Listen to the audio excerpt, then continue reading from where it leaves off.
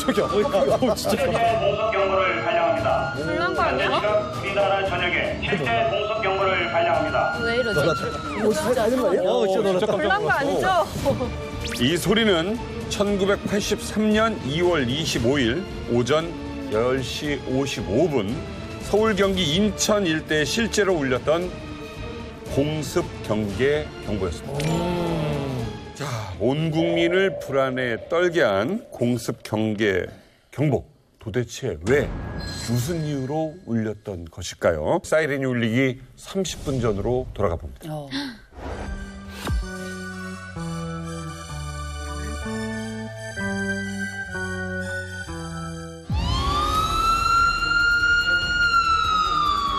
실제 공습 경보를 발령합니다. 현재 시각 우리나라 전역에 실제 공습 경보를 발령합니다.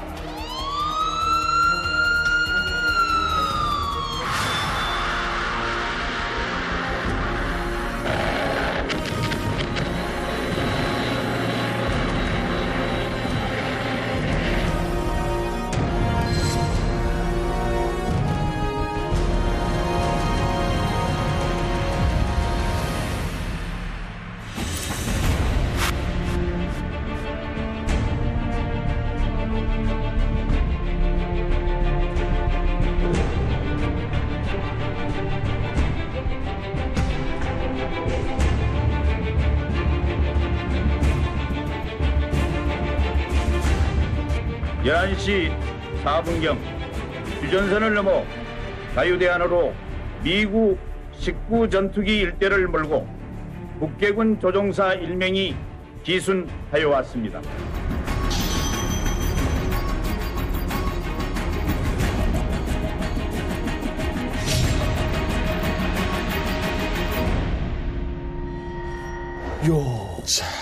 정상버리고. 신기하다, 이거.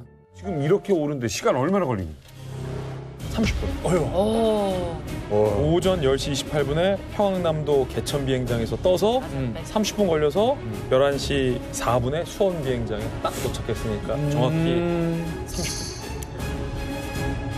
이 망명 시도하기엔 최악의 상황인데 어떻게 전투기까지 끌고 올 수 있었을까요? 이 공군 작전을 이해해야 돼요. 공군은 절대로 이런 일 못한다라는 자신감이 있었던 거예요. 왜냐하면 공군이 전시에 혼자서 비행기가 단독 작전을 하는 경우는 거의 없습니다. 최소 2대는 떠야 돼요. 그래야 한 대가 격추되더라도 한 대는 딱 도착했거든요. 구출을 하거나.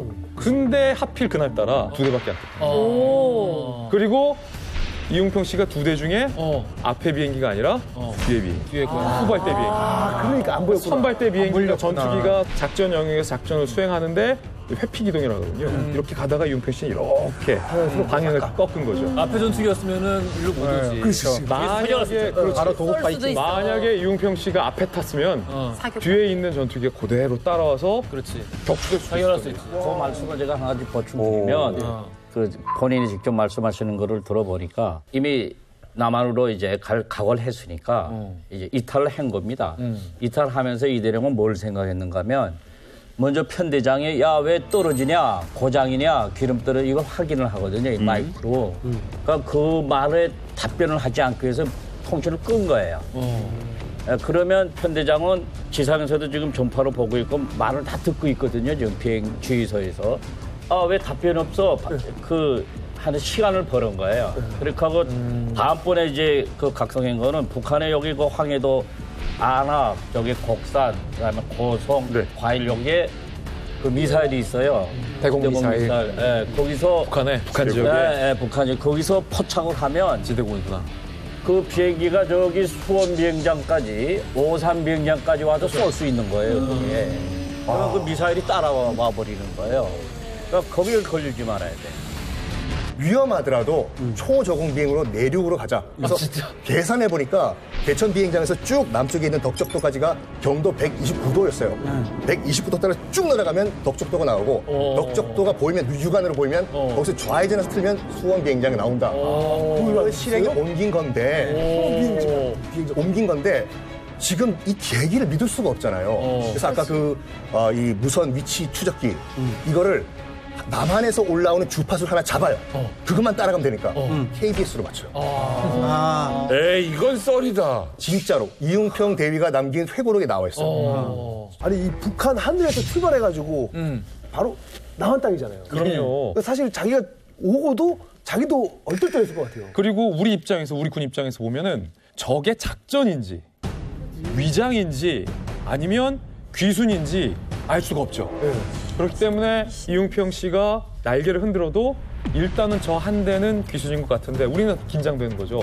저 뒤에 누가 있는지 성동격서로 육지에서 오진 않는지 초비상 상태로 수원 비행장에 이제 유도를 해서 착륙을 시켰잖아요. 그런데 이게 수상한 게 전투기는 콕핏이라고 하거든요. 콕핏.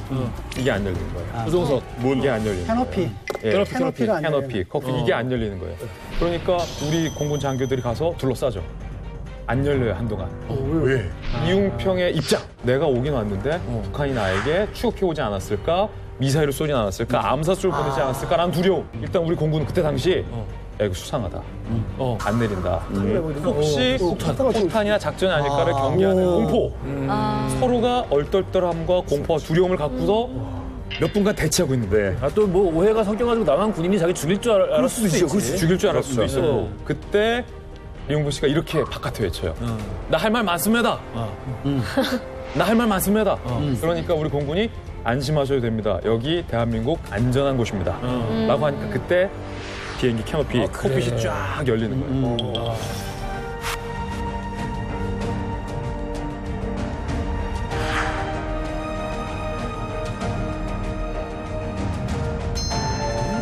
네, 자연스럽지. 그렇지. 근데 신기하다. 뜨자마자 도착한 게 남한이니까. 또 한 말이 없습니까? 나 할 말 많습니다. 사실 그 전에 다급하게 외친 한마디가 있어요. 뭐예요? 나 총 맞지 않게 해주시오. 그래. 그러니까 류용평 머릿속에서는 네가 쏠 수도 있고 나를 암살하려는 북한 암사조가 쏠 수도 있다라는 그러니까 사실 2배, 3배의 어떤 공포에 대한 그 강박관념에 류용평은 시달렸던 거죠.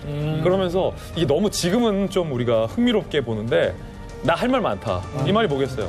나 아는 거 많다. 비밀 많다.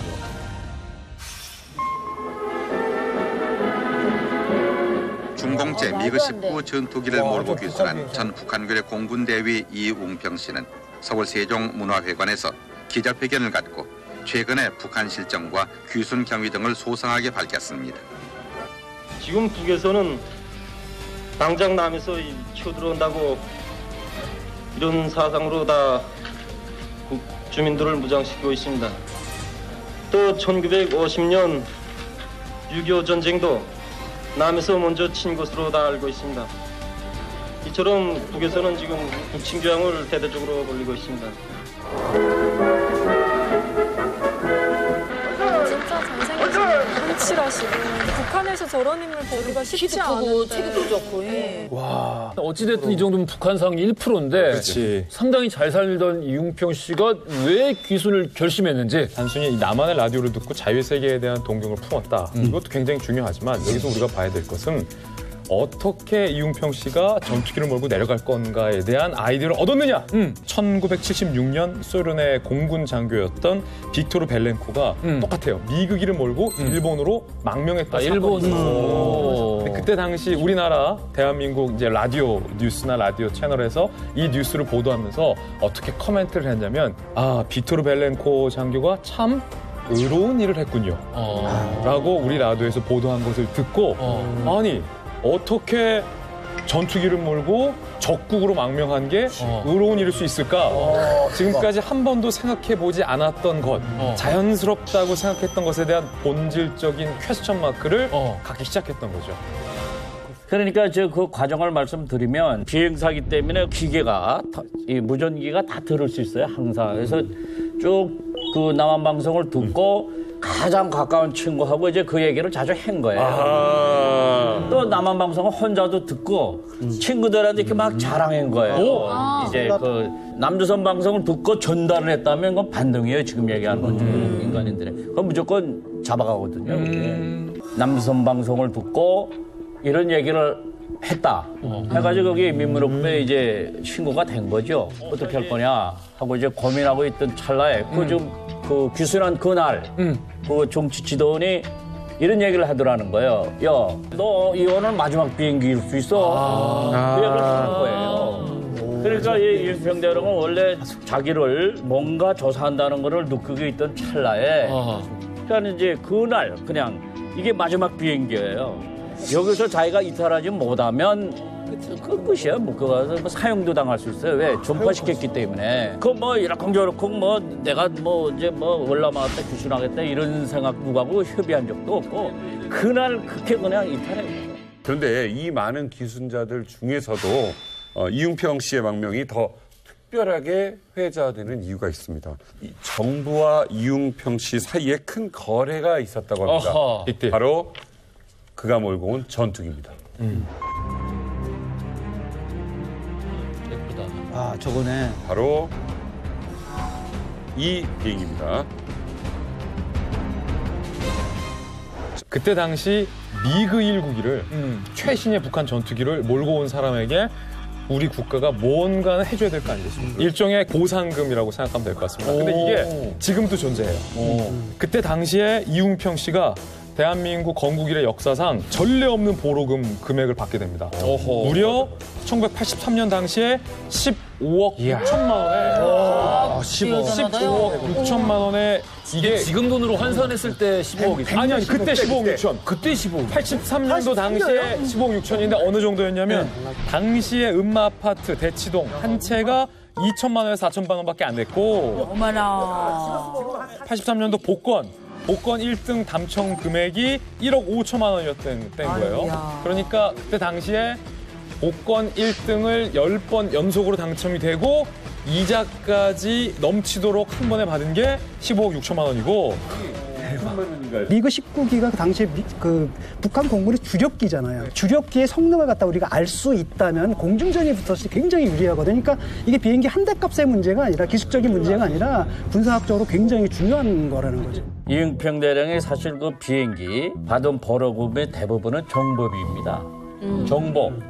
북한의 그 항공기, 전투 비행기 그 시스템, 그다음에 전투 요법 이런 거는 미군도 모르고 전혀 몰랐던 거거든요. 그 북한의 시스템이 저 소련이나 중국 시스템하고 같은 거거든요. 저 비행기를 가지고 오면 해가지고 중국, 러시아, 이 북한의 그 모든 감청 시스템을 다 알게 된 거예요, 이게. 이 이후에 군인이 되는 겁니까? 아니면 어떤 직업을 갖습니까? 와가지고 북한에서 있던 것을 인정받아가지고 소령으로 있다가 대령까지 올라가고 또 공군학교 교수까지 이렇게 지내고 했어요. 그래서 굉장히 한국 공군에 많은 기여를 했습니다. 예.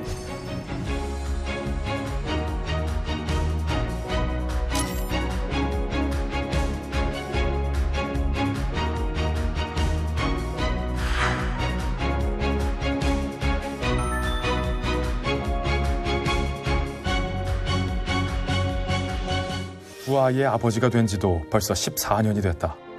부모의 입장이 되고 또 죽을 고비를 넘기고 나니 북에 계신 부모님 생각이 더욱 간절하다. 그래서 그분들을 위해 할 수 있는 일이 무엇인지 많이 생각하게 되는 요즘이다. 내가 살아있는 동안 통일이 이루어지지 않을 수도 있다. 하지만 아이들을 통해서라도 통일을 반드시 보고 싶다.